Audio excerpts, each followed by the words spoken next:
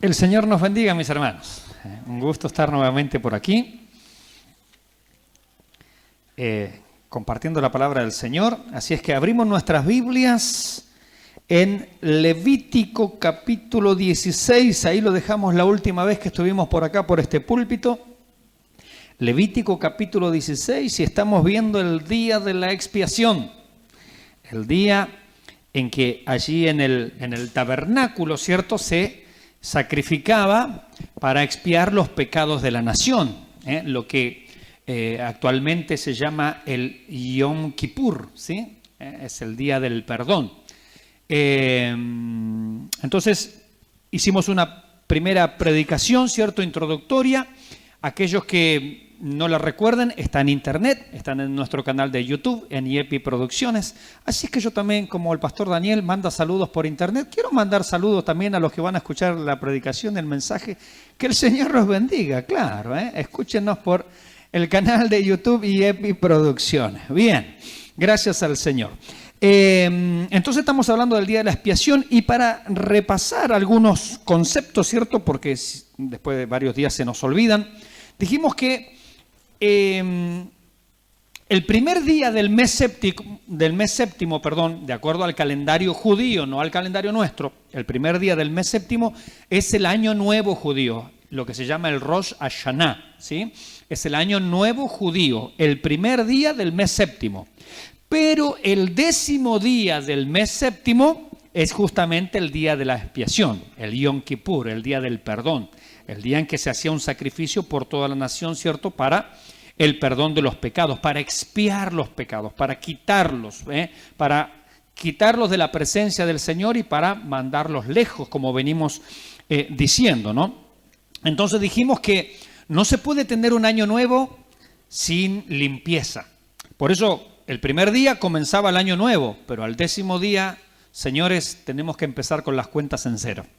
Entonces Dios quería leccionar a la nación. No se puede tener un año nuevo, no se puede tener un día nuevo, no puede haber un nuevo comenzar en la vida de nadie si no pasamos por el sacrificio del Calvario, si no pasamos por el sacrificio de nuestro Señor Jesucristo. Ahí verdaderamente la vida comienza, la vida espiritual, ¿cierto? Porque hemos nacido, como dice la Escritura, muertos en nuestros delitos y pecados. Pero cuando venimos a la expiación por excelencia, que es la cruz del Calvario, mis hermanos, realmente ahí comenzamos una nueva vida, comenzamos un nuevo año para los judíos, ¿no? Vimos en el versículo 3 del capítulo 16, esto es toda la predicación anterior, tomé algunos apuntes nada más para refrescar la memoria.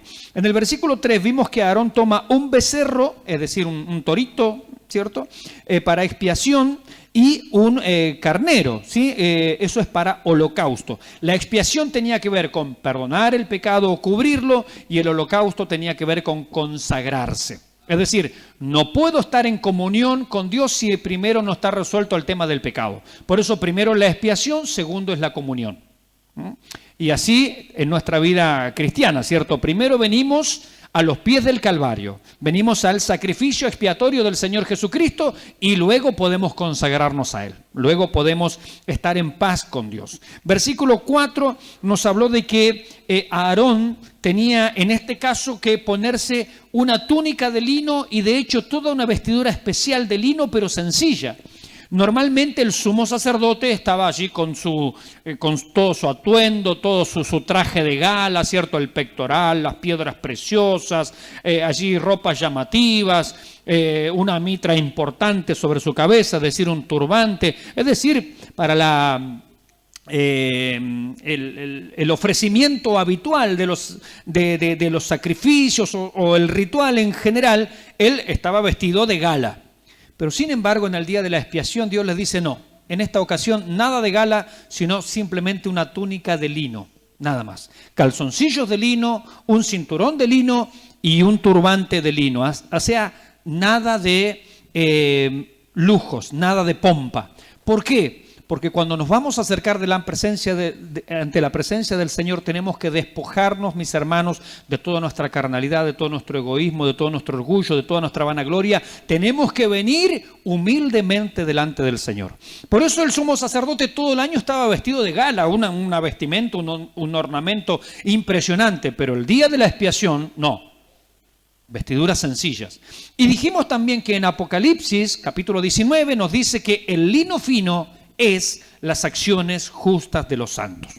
Es decir, el sumo sacerdote venía ese día en sencillez. ¿Y cómo vino nuestro Señor Jesucristo a esta tierra?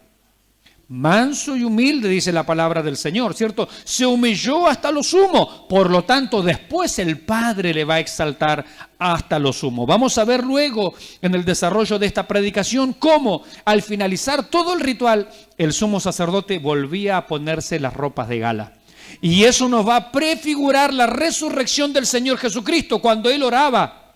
Allí en Juan 17, Padre, dame aquella gloria que tuve al principio contigo.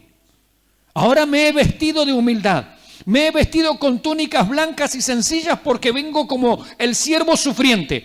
Pero después del sacrificio expiatorio, el Padre le ha vestido de galas y de honores y lo ha sentado a la diestra de la majestad de las alturas, dice la palabra del Señor. Qué maravilloso nuestro Dios, ¿no? Fíjese cómo esto está todo prefigurado allí en el Antiguo Testamento. Por eso no nos cansamos de decir esto. ¿Quién ha leído el Antiguo Testamento y no vio al Señor Jesucristo? Se perdió la parte más importante. El Señor Jesucristo dijo, Moisés escribió de mí.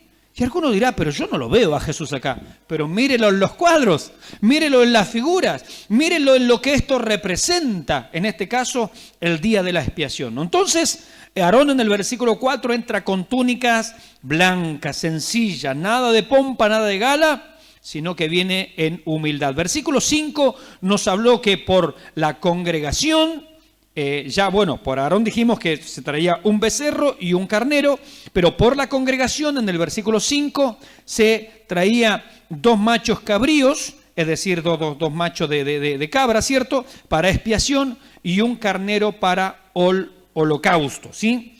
Dijimos que esos machos cabríos, esos carneros, ¿cierto?, con cuernos así enroscados, tenían que ser idealmente de la misma estatura, de la misma edad, del mismo peso, del mismo color, porque se iban a echar suerte. ¿Cuál es para el Señor iba a ser sacrificado y cuál va a ser enviado al desierto?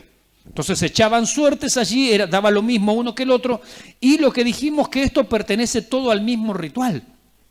Es decir, Dios ha prescrito esto, porque nos quiere representar o prefigurar el doble aspecto del perdón. Por un lado, el perdón es cubierto en la cruz del Calvario. A través del sacrificio nuestros pecados son perdonados, pero a la vez, teniendo el otro animalito que es enviado al desierto allá, y ahora vamos a ver algunos detalles más, está diciéndonos que nuestros pecados fueron alejados de la presencia del Señor, así como está el cielo de la tierra, mis hermanos.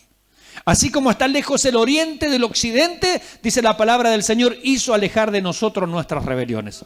Entonces, en la mente del israelita, ¿qué pasa con el pecado? ¿Dónde está mi pecado? Se va allá lejos, a un lugar inhóspito, a un lugar de despeñadero, a un lugar donde no hay memoria absolutamente de nada. Allá fueron enviados nuestros pecados. Y como dice también otro de los profetas, que nuestros pecados fueron arrojados, ¿a dónde? A lo profundo del mar, para no acordarse más de ello. Y aquí tenemos justamente ese doble aspecto. Por un lado, el pecado es perdonado en el sacrificio. Por otro lado, nuestras maldades e iniquidades son llevadas lejos de la presencia del Señor, donde no hay más memoria, donde ya no se vuelve a hablar de la cuestión del pecado. Bendito sea el nombre del Señor. En el versículo 6 nos dice que Aarón en primer lugar hacía la expiación por sí mismo y por su casa. Y dijimos que estos débiles sumos sacerdotes, digo débiles porque la carta a los hebreos dice que eran débiles hombres. Dice, la ley constituye a débiles hombres que morían, pasaba el tiempo y morían y tenía que venir otro. Y los sacrificios se repetían todos los años. ¿Por qué? Porque eran ineficaces. Era simplemente sombra, un cuadro, una figura de lo que iba a ser el Señor Jesucristo. Entonces, en primer lugar, este sumo sacerdote tiene que hacer expiación y limpieza por sus propios pecados. Ahora, ¿qué dice la palabra del Señor de nuestro Señor Jesucristo? Que Él es sin pecado, no se halló engaño en su boca. Dice el escritor a los hebreos que Él no tuvo que presentar ninguna ofrenda por sí mismo, sino que Él mismo fue la ofrenda para el Señor. Y dijimos también, el sacerdote presentaba la ofrenda. Si Jesucristo es la ofrenda, ¿quién le ayudó? ¿Quién hizo de sacerdote en aquella ocasión? El escritor a los hebreos dice que mediante el Espíritu Eterno, Jesucristo fue ofrecido una vez y para siempre. Es decir, el Espíritu Santo le estuvo asistiendo allí en la cruz cuando Él se ofreció como Cordero de Dios que quita el pecado del mundo. Gloria al Señor. ¡Qué obra maravillosa! Cómo vemos a la Santísima Trinidad, mis hermanos, obrando en nuestra redención. El Padre siendo vindicado, porque el único ofendido por el pecado es nuestro Padre Celestial. Él está ofendido. La justicia, la santidad, la majestad de Dios está ofendida por causa del pecado. Allí el Espíritu Santo asistiendo a Cristo, capacitándolo para que Él pueda subir a la cruz. Mediante el Espíritu Eterno, dice, se ofreció a sí mismo. Así que ahí vemos al Hijo como ofrenda expiatoria por nuestros pecados. Bendito sea el Señor, ¿no? Cómo Dios ha actuado, mis hermanos, para nuestra redención. Hermanos, nuestra redención no es cualquier cosa. No la menospreciemos, no la miremos a la ligera, no la pasemos por alto tan livianamente. No hablemos de ella como algo sin valor o no dándole el peso adecuado. Cuando vamos viendo la palabra del Señor, vemos el costo, hermanos, de nuestra redención. Con razón Pedro va a decir que teniendo una salvación tan grande, mis hermanos, ¿qué pudiéramos hacer nosotros para ser salvados? Absolutamente nada. Todo lo hizo nuestro Señor, todo lo hizo nuestro Dios. En el versículo 6 también dijimos que Aarón, antes de intervenir para corregir o para hablar de los pecados ajenos, tiene que solucionar primero su pecado. Y eso también es un cuadro de nosotros como ministro del Evangelio. Un ministro del Evangelio es alguien que, en primer lugar, arregló sus cuentas con Dios para decirle a los demás que pueden arreglar sus cuentas con Dios. Por eso dice Pablo, ¿no?, que somos embajadores de Cristo y decimos reconciliados con Dios. ¿Por qué? Porque nosotros mismos fuimos reconciliados por medio del sacrificio del Señor. Así como Aarón tuvo que presentar un sacrificio por sí mismo para luego reconciliar a otros, mis hermanos, o colaborar con Dios en esta obra, también nosotros, mis hermanos, tenemos que primeramente ser reconciliados con Dios por medio del sacrificio del Señor. Y luego podemos decirle a los demás, reconciliados con Dios. ¿Hemos sido perdonados en nuestros pecados? ¿Estamos nosotros en paz con Dios? Porque justificados pues por la fe tenemos paz para con Dios. Entonces podemos decirle a los demás, reconciliados con Dios. Como dijo un gran predicador, un creyente es como un mendigo que le dice a otro mendigo, yo sé dónde hay pan. Amén. Porque ¿cuál es la diferencia entre nosotros y el mundo perdido? En que nosotros ya hemos hallado al pan de vida por la gracia y por la misericordia del Señor. Y hoy le podemos decir a este mundo, sabemos dónde hay pan. Él es el pan de vida, Él es la puerta, Él es el buen pastor. El que viene y entra por Él hallará pastos, saciará su alma, serán perdonados sus pecados. Bendito sea el nombre del Señor. El versículo 7 presenta a los dos machos, estos cabríos ante Jehová, y echa suerte. Uno para Jehová y el otro dice para Azazel. Y dijimos que la palabra Azazel significa cabra de escape, cabra que es enviada lejos. Eso significa literalmente Azazel. Pero también hay otra interpretación del nombre Azazel. Esto está en el versículo 8 en adelante, que es que en la mente israelita era todo aquello que es opuesto a Jehová. Para nosotros hoy el diablo. Es decir, ¿dónde envía el Señor nuestros pecados? Tan lejos como está Satanás de la santidad de nuestro Dios. Así de lejos, mis hermanos. Tan lejos como está el cielo del infierno, así son de lejos puestos nuestros pecados. Porque ¿a quién es enviada la cabra con la culpabilidad? A Azazel, es decir, la cabra de escape allá, donde está Satanás. Esto es tuyo, esta inmundicia, esta suciedad, esta perversión es tuya, te corresponde a ti. Es todo tu salario. Gloria al nombre del Señor. Nuestro Dios es vindicado, mis hermanos. Entonces se echan suertes allí. Versículo 9, el macho, el carnero ese de cuernitos ahí enroscados, para Jehová, ese se va a ofrecer en expiación. Pero el otro, el macho, que era idéntico, que se echaron por suerte, le toca a Azazel, ese se lo va a presentar vivo ante el Señor y es enviado allá al desierto. Y se hace, dice, una reconciliación sobre él. Es decir, el sumo sacerdote va a poner sus manos como una transferencia figurativa de mi culpa o de la culpa de la nación sobre este animalito. Él no hizo nada. ¿Verdad que no hizo nada? ¿Qué había hecho este animalito? Nada. Sin embargo, la culpa valga la redundancia, de los culpables es transferida al inocente y el inocente carga con la culpabilidad. En este caso nuestro Señor Jesucristo, el inocente cargó con nuestra culpabilidad. Mis hermanos, en la cruz del Calvario, un inocente murió por este culpable. ¿Se ha reconocido usted culpable delante del Señor? ¿Y ha reconocido usted que Él era inocente? Y nosotros por la fe decimos, Señor, mi culpa es puesta sobre este Cordero de Dios que quita el pecado del mundo.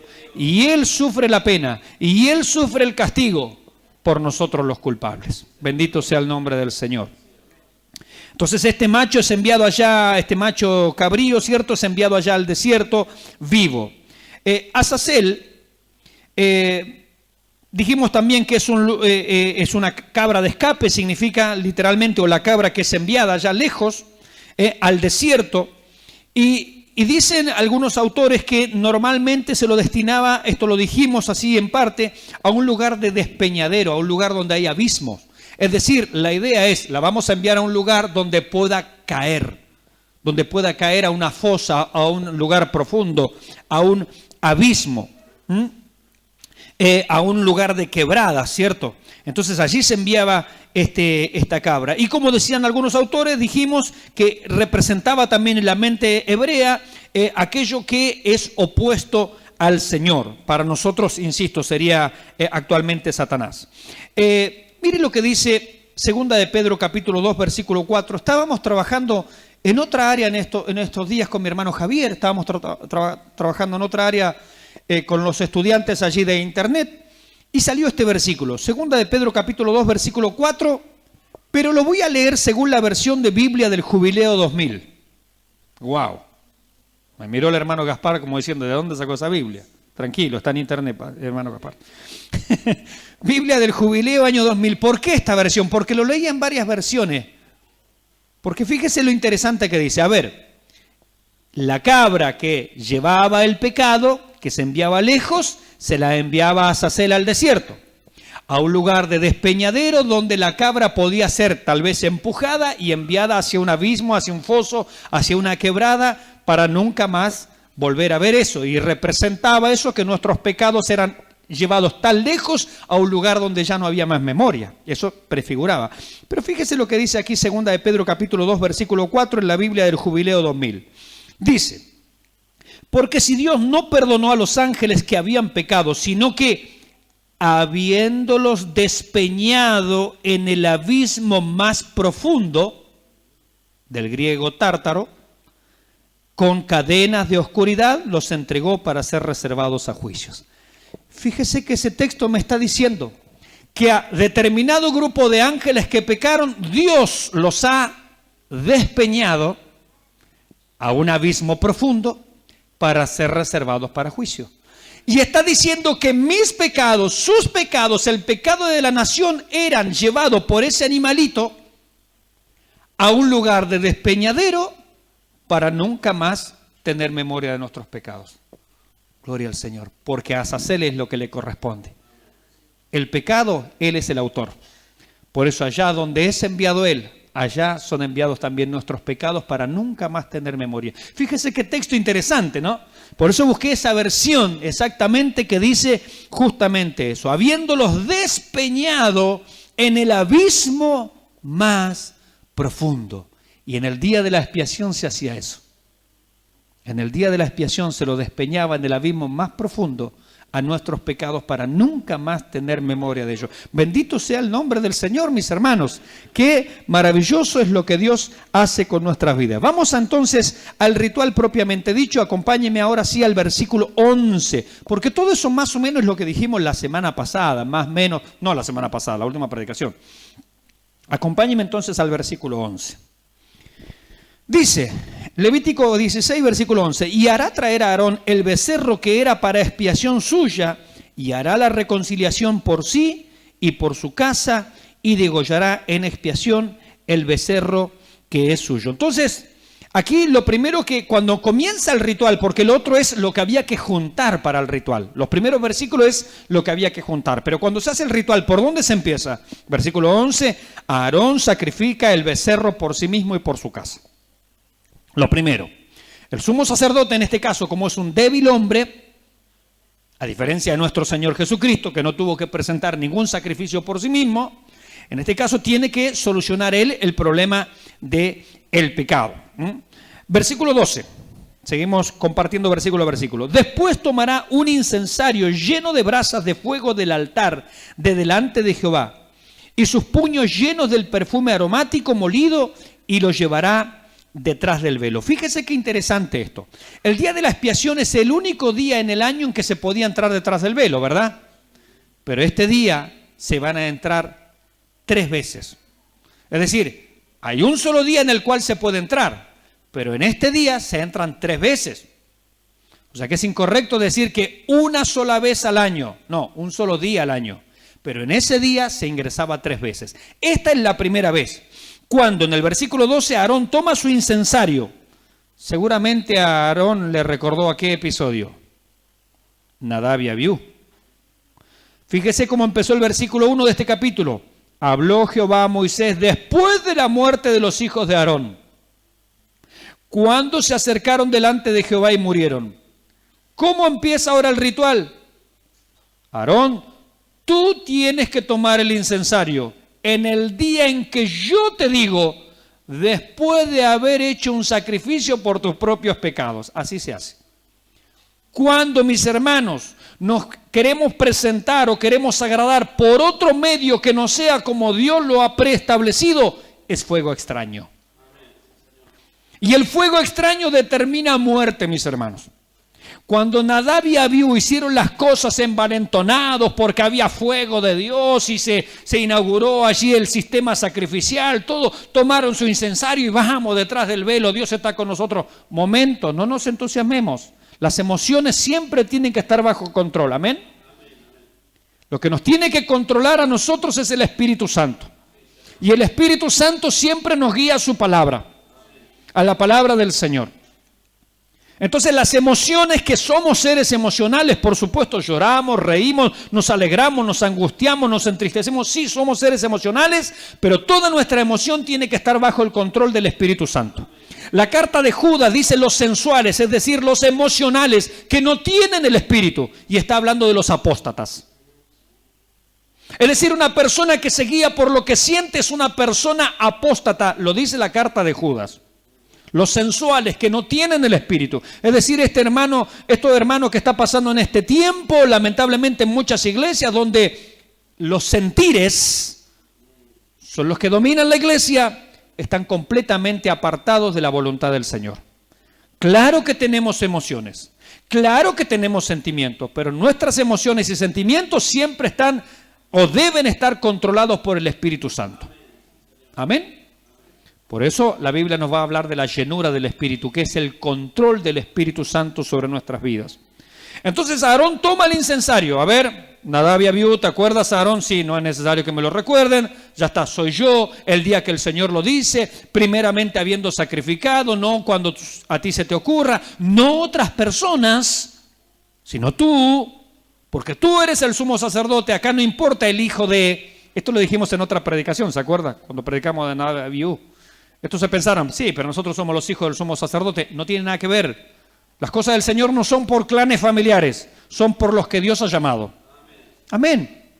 Por lo que Dios ha llamado. Así se hacen las cosas. Se hacen las cosas como Jehová le había mandado a Moisés. Toma a Aarón su incensario.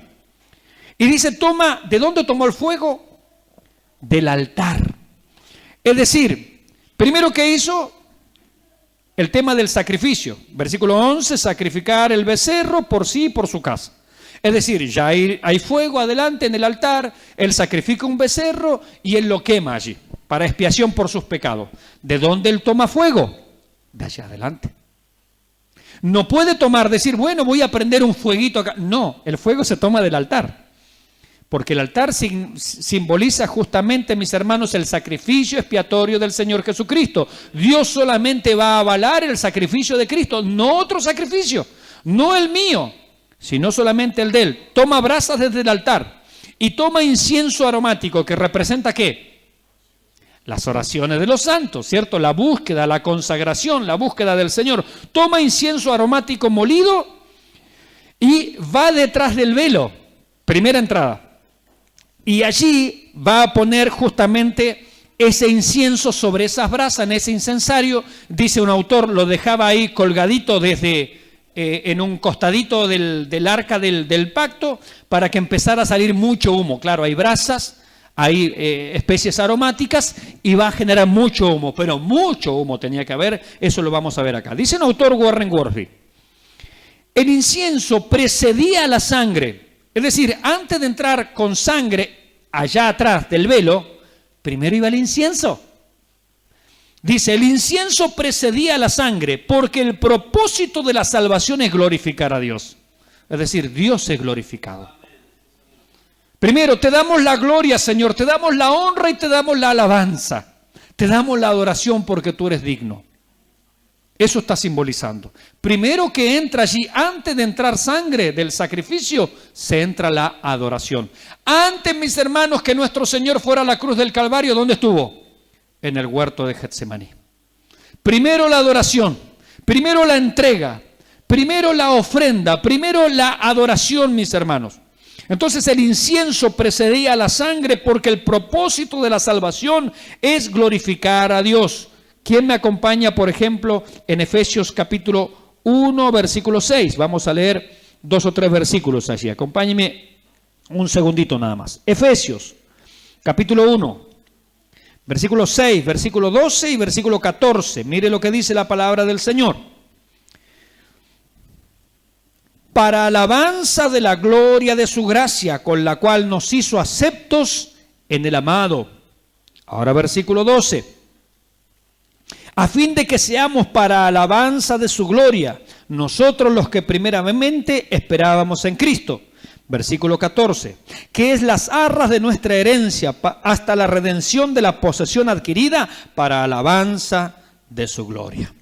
Es decir, mis hermanos, que el propósito último de Dios en todas las cosas no es tanto la redención, sino que el propósito último de Dios en todas las cosas es su propia gloria. Que Dios sea glorificado.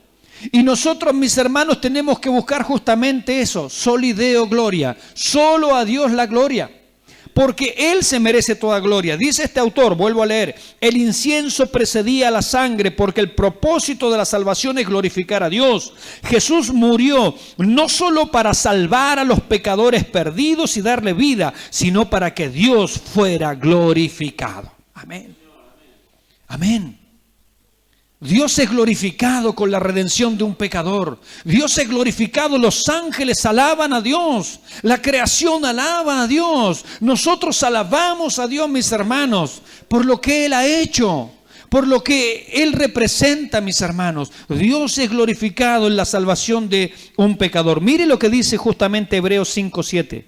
Hablando del Señor Jesucristo, dice que Él fue oído a causa de su temor reverente. Primeramente, Él se presenta en el Getsemaní a orar, a interceder. El incienso sube delante de la presencia del Señor. Le contesta el autor a los hebreos, dice, fue oído a causa de su temor reverente. Él fue oído, Él fue escuchado. No fue una oración en vano, mis hermanos, porque la oración eficaz del justo puede mucho, y este es el justo por excelencia. Aleluya, gloria al Señor. Murió el justo por los injustos. Y la oración eficaz del justo puede mucho. Y el escritor a los hebreos responde acerca de esa noche de agonía, de sufrimiento, de dolor para nuestro Señor, en donde como grandes gotas de sangre brotaban de sus sienes. Sin embargo, el autor a los hebreos dice, Él fue oído a causa de su temor reverente. Gloria al Señor. Primero el incienso, luego el sacrificio. Versículo 13, seguimos avanzando. Y pondrá el perfume sobre el fuego delante de Jehová, y la nube del perfume cubrirá el propiciatorio, es decir, la tapa del arca, que está sobre el testimonio para que no muera. Fíjese las cosas que nombra aquí. Dice el propiciatorio, ya lo nombramos, es la tapa del arca del pacto que tenía 2 querubines que se miraban entre sí. Y en medio de esos querubines allí se rociaba la sangre y allí en medio de los querubines se manifestaba la presencia del Señor. Pero ¿qué dice? El humo tiene que cubrir todo. Tiene que haber tanta adoración, tanta gloria para el Señor que no se puede ver. El sumo sacerdote no iba a poder ver nada. iba a estar cubierto de una nube densa. ¿Cómo estuvo el monte Sinaí? Absolutamente cubierto, mis hermanos, totalmente cubierto allí por la gloria del Señor. ¿Qué vio la gente? Truenos, relámpagos, voces, pero no vio nada. Y esto se lo deja claro dicho también a Moisés, no se vio nada. Era simplemente la nube, la oscuridad, la tempestad. El autor a los hebreos dice, no os habéis acercado al monte que se podía palpear, que humeaba, que estaba prohibido a la gente acercarse. Allí, aunque entraba el sumo sacerdote, no se veía nada del humo denso. Allí es donde Dios se manifestaba, mis hermanos. Se quema allí el incienso. Perdón, dice, y el tema del testimonio. ¿Por qué? Porque bajo esa tapa, ¿qué había? Habían tres cosas, pero aquí nombra una sola. El testimonio, es decir, la ley de Jehová. Mire lo que dice el Salmo 19, versículo 7. El testimonio de Jehová es fiel, que hace sabio al sencillo. Entonces, esa tapa, ¿qué está cubriendo? ¿Qué hay debajo de eso? Está la ley del Señor. Está la palabra del Señor. La palabra de Dios, mis hermanos, es omnipresente en toda adoración, en todo acercamiento. Tiene que estar la palabra de Dios. Las cosas deben ser hechas conforme a la palabra del Señor. En el versículo 13, Él quema el incienso, se produce una nube de humo que cubre este propiciatorio, esta tapa, que está sobre el testimonio, es decir, sobre las tablas de la ley. ¿Y cuál es el propósito? Dice, para no morir. Porque cuando las cosas no se hacen conforme a como Dios dice, hermanos, hay problemas. Hay problemas. Por eso es tan importante que la iglesia vuelva a la palabra del Señor. Por eso es tan importante que el centro de nuestras vidas y el centro de nuestros púlpitos sea la palabra de Dios. ¿Para qué? Para no morir. Y Aarón lo tenía esto presente. Dios le está diciendo, ¿no quieres morir? No, no quiero morir. Ya tengo 2 hijos que se murieron. ¿Por qué? Por no haber hecho las cosas como Jehová le había mandado a Moisés. Y acá se lo recuerda, mira que abajo de esa tapa está el testimonio, está la ley del Señor, la que fue escrita por Dios mismo. Bueno, Moisés la tuvo que después retraducir, ¿no? Porque él quebró las originales, ¿no? La tuvo que hacer él. Pero allí estaba la ley del Señor en ese testimonio. Sin embargo, mis hermanos, aunque todo aquello estaba velado a los ojos humanos, ni aun Aarón veía nada en esa nube densa que había allí de incienso aromático. Sin embargo, la Biblia nos dice a nosotros, acerquémonos pues confiadamente, con tranquilidad, con confianza. Como decía anoche nuestro hermano Gaspar en la predicación, se trata de nuestro Padre Celestial. Él es nuestro Padre, está por sobre todos y en todos, y Él es para todos nosotros. Amén, nos podemos acercar confiadamente ante el trono de la gracia. Ya no es un trono de juicio, no es para no morir. Al contrario, nos acercamos para tener vida y vida en abundancia, mis hermanos. Qué distinto, ¿no? Aunque aquí vemos la gracia manifiesta, claro, porque esto es gracia. Está prefigurando el sacrificio de Jesucristo. Pero la gracia y la verdad, dice, vinieron por medio del Señor Jesucristo. De esa gracia en abundancia para cada uno de nosotros. Versículo 14, que dice, tomará luego de la sangre del becerro, el que sacrificó por él, y la rociará con su dedo hacia el propiciatorio. Toma de la sangre, unta allí seguramente en una fuente, en un lebrillo, toma allí de la sangre y rociará con su dedo hacia la tapa esta del arca del pacto, hacia el propiciatorio al lado oriental. Hacia el propiciatorio esparcirá con su dedo 7 veces de aquella sangre, mis hermanos. Y 7 veces nos está hablando de una redención perfecta, de una expiación completa, porque 7 es el número de algo completo, pleno, ¿sí? Entonces 7 veces se rociaba, es para una expiación plena y completa, a pesar de que esta no era plena y completa, porque al otro año lo volvían a repetir, y al otro año lo volvían a repetir, y al otro año lo volvían a repetir. Porque ¿qué dice el autor a los hebreos? Que la sangre de los toros, de los machos cabríos, no puede limpiar la conciencia. Es una figura, es una sombra, está representando el sacrificio de Cristo. Ellos tenían que poner fe en el sacrificio. No se trataba del ritual.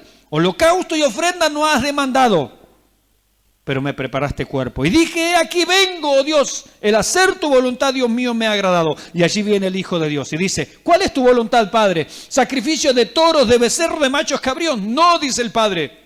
Yo quiero el sacrificio tuyo. Voy, Padre, prepárame cuerpo. Gloria al Señor. Qué tremenda charla intratrinitaria, mis hermanos, antes que el mundo existiera. donde el Hijo se ofrece como expiación por nuestros pecados. Con razón el libro de Apocalipsis dice el Cordero de Dios que fue inmolado antes de la fundación del mundo.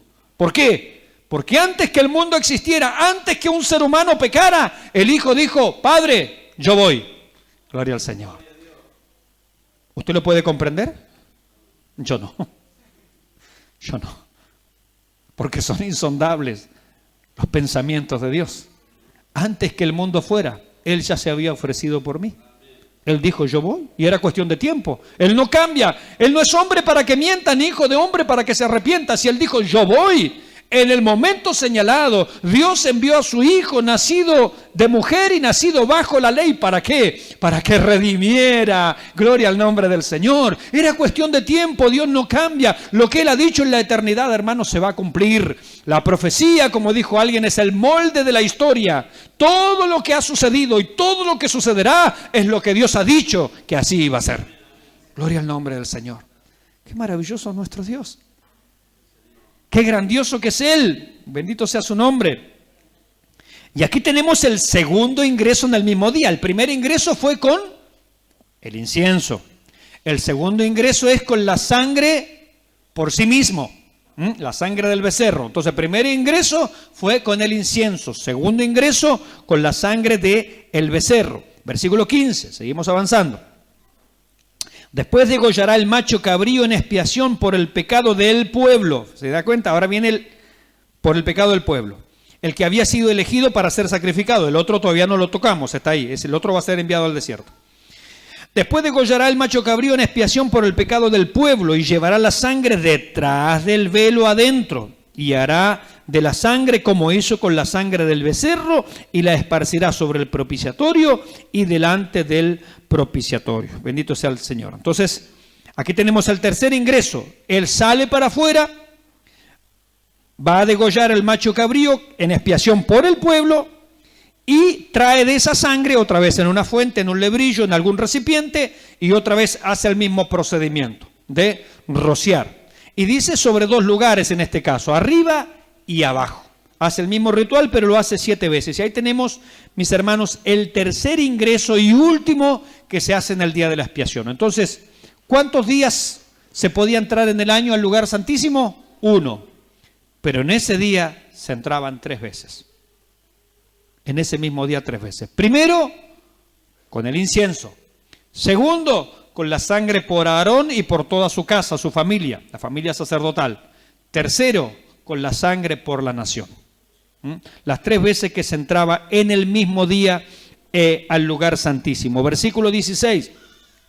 Así purificará el santuario a causa de las impurezas de los hijos de Israel, de sus rebeliones y de todos sus pecados. De la misma manera hará también al tabernáculo de reunión, el cual reside entre ellos en medio de sus impurezas. Entonces, se produce aquí justamente de esta manera la purificación, dice, de los hijos de Israel y del tabernáculo particularmente. En primer lugar, de los hijos de Israel. Hermanos, ser escogido por Dios o ser su nación santa no te hace exento de necesitar la expiación.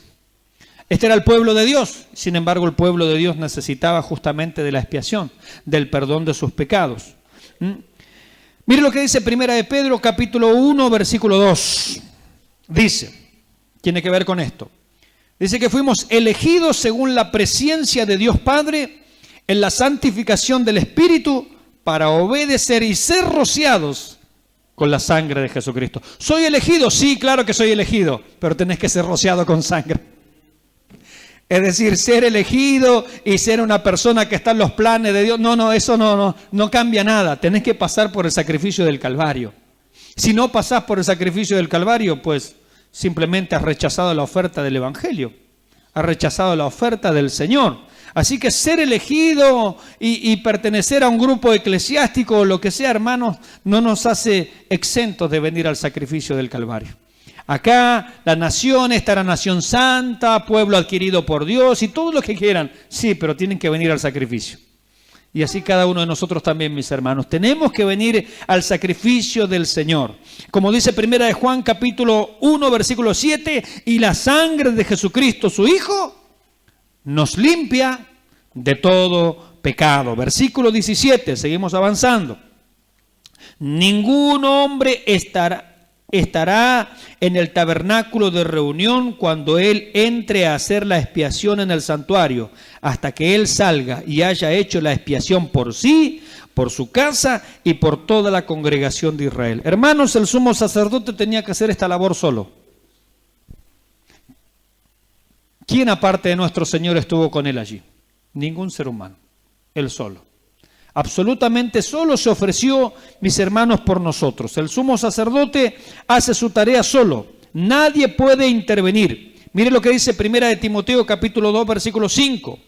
Porque hay un solo Dios y un solo mediador entre Dios y los hombres. Jesucristo, hombre. No hay otro mediador. No hay otro que pueda intervenir en esto. No hay otro que pueda, hermanos, conducirnos a la salvación y a la vida eterna. Solo Jesucristo. En el día de la expiación, ¿cuántas personas podía haber en el tabernáculo? Uno solo, el sumo sacerdote, nadie más. ¿Quién interviene? Y la única persona que puede hacer mediación para nuestra salvación, uno solo, Jesucristo, mis hermanos. Él es el sumo sacerdote de nuestras almas. Ya para ir terminando por el día de hoy, acompáñeme a leer Hebreos capítulo 9, versículo 23 en adelante. Tiene que ver con esto que estamos viendo. Hebreos capítulo 9, versículo 23, dice: Fue pues necesario que las figuras de las cosas celestiales, las figuras, fuesen purificadas así, es decir, por toritos, por becerros, por machos cabrillos, todo eso. Pero las cosas celestiales mismas con mejores sacrificios que estos.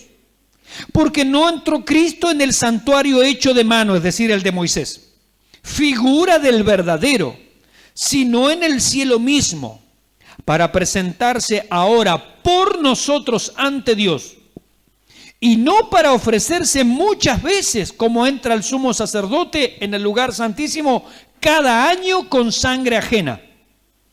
De otra manera le hubiera sido necesario padecer muchas veces desde el principio del mundo.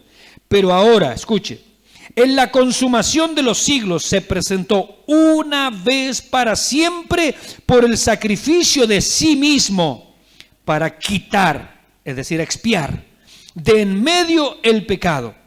Y de la manera que está establecido para los hombres que mueran una sola vez y después el juicio, así también Cristo fue ofrecido una sola vez para llevar los pecados de muchos y aparecerá por segunda vez sin relación con el pecado para salvar a los que le esperan. Gloria al nombre del Señor. Qué maravilla esto, mis hermanos, Así es que le damos gracias al Señor porque con un solo acto, con un solo sacrificio, una sola vez, así como el hombre muere una vez y después no hay nada más, hay solamente juicio, así Jesucristo se ofreció una sola vez y después nada más, ya está. Y aparecerá, ¿cuántos dicen amén? Por segunda vez, gloria a Dios, es decir, en todos estos años Él no ha aparecido. Aparecerá por segunda vez, no tiene apariciones intermedias, aparecerá por segunda vez sin relación con el pecado, es decir, Él no viene a dar su vida otra vez, no, eso ya está resuelto. ¿Y a qué viene? A salvar a los que le esperan. ¿Cuántos le están esperando? Gloria al nombre del Señor. Qué bendita esperanza que tenemos y qué seguridad, mis hermanos, que tenemos en Cristo Jesús. Le damos gracias al Señor por su palabra, mis hermanos.